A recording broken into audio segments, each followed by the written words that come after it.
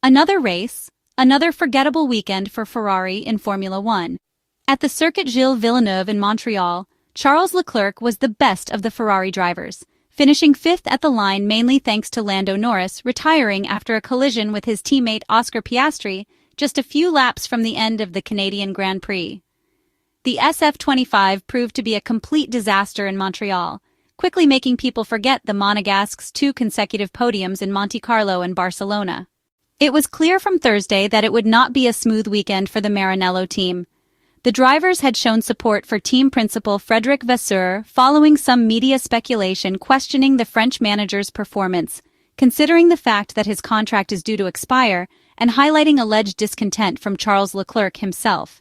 That the Monegasque driver is currently unhappy is a matter of fact, and understandably so, given the limitations of the car. But this time, he also contributed to the poor outcome with a major mistake in the first free practice session, and above all, with the error during qualifying at a crucial moment.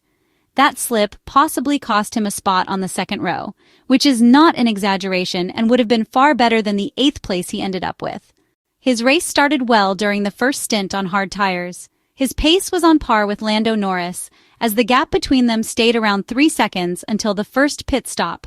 Afterwards, Ferrari's strategy was once again questionable, or even more than questionable, one which left Charles Leclerc in 6th place, many seconds behind the group fighting for the win. Indeed, by the end of the race, 5 drivers were contending for victory, 2 McLarens, 2 Mercedes, and Max Verstappen. And the Ferrari cars? They were once again watching from afar through binoculars, hoping something might happen. And something did, thanks to a clumsy move by Lando Norris, but relying on others' misfortunes isn't a viable strategy. True, this season is unique as it marks the end of the current technical regulations, but with 14 races remaining, urgent updates are needed, Fred. Returning to Charles Leclerc's race, the Monegasque hurt his own chances with that mistake in Q3. He blamed traffic, but Charles Leclerc is honest enough to admit that he was mostly responsible for the error. Certainly, he is pushing beyond the limit to make the car competitive at least for stage wins, but when one drives at the limit like that, mistakes are always around the corner. At one point, the option of a one-stop strategy came up, but given the tire degradation, it did not seem advisable. Charles Leclerc had back-and-forth discussions with the pit wall, marked by frequent miscommunications and misunderstandings. Clearly, serenity is lacking in Maranello, a problem that has unfortunately persisted for far too many years. The Monegasque driver said he thought a one-stop strategy might have been possible.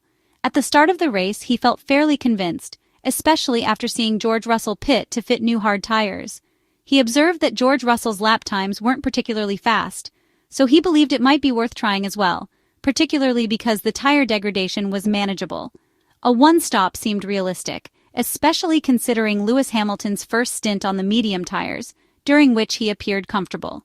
However, in the end, he acknowledged that the pit wall has access to more data than the drivers, so he deferred to their judgment. The final result, he admitted, was also due to the mistakes made in free practice, primarily his own, and the traffic during qualifying, which compromised their grid position and complicated the whole race. The Ferrari driver also added that it had not been a simple weekend. When asked whether he felt less calm than usual, he explained that he always tries to get the most out of what he has. It was true that some races bring more frustration, but he didn't blame others. The issue at present was that the Maranello team still does not have a car capable of fighting for victory. That, he said, was the real, major limitation. Moving on to Lewis Hamilton, the Canadian Grand Prix was a real ordeal also for the British driver. The 7-time Formula One world champion finished 6th, but after the first pit stop, he no longer had any real pace.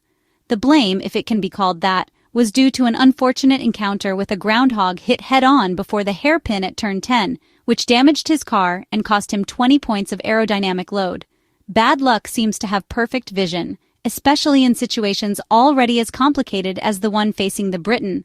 The overall atmosphere at Ferrari is not good, but Lewis Hamilton's attitude does not seem to be the right one, at least not in front of the cameras or once he is in the car. He has always been a very emotional person, and when things go wrong, he tends to feel the weight of it. Arriving in Maranello and hoping to find a well-organized structure is, unfortunately, unrealistic. And that is the point this second part of the video intends to focus on, more than on the performance in Montreal, which objectively leaves nothing else to be said. The seven-time world champion opened up in post-race interviews, offering some very telling insights. He reiterated that he honestly did not know why the team still hadn't introduced any updates. He said he hoped, and was partially convinced, that one would arrive soon. However, in his view, small developments would not be enough. What was needed were deeper structural changes. Lewis Hamilton expressed a desire to explain everything that was happening behind the scenes, noting that many elements were in motion and that a lot of things would clarify the situation, but he admitted he could not reveal too much. The former Mercedes man acknowledged that this season had seen various problems and that some internal dynamics were evolving. His goal, he explained, was to contribute positively to these processes, to support solid and lasting change. He stressed the need for major interventions and made clear his intention to help build a winning foundation for the future. He also noted that being honest meant admitting that the title fight was currently out of reach. Ferrari was out of contention, and focusing too much on the current season would be pointless. Lewis Hamilton emphasized the importance of looking ahead and concentrating on what truly mattered: the future. The top priority was building a genuinely competitive car for the 2026 Formula One campaign, and he was determined to ensure that real progress would already be visible in 2025. Lewis Hamilton dropped quite a bombshell. First of all, he continued to vocally demand aerodynamic updates that still hadn't arrived.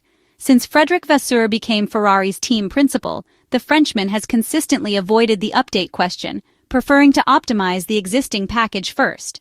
Compared to 2024, however, the car is dreadful, an undeniable fact that cannot be ignored. The key point raised by Lewis Hamilton, though, concerns the team's structure. What exactly is happening at Maranello?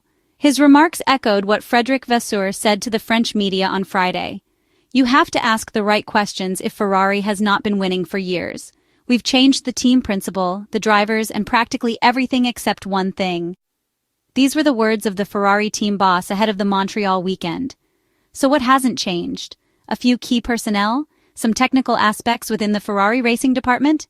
It's impossible to say for certain, but the fact remains that Lewis Hamilton wants to influence the short and medium-term future of the Italian side, especially with the arrival of the new technical regulations next year.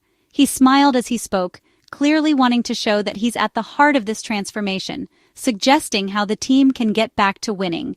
After all, part of his move to Maranello was meant precisely for this: to bring a working methodology to an environment that, unfortunately, does not know how to win.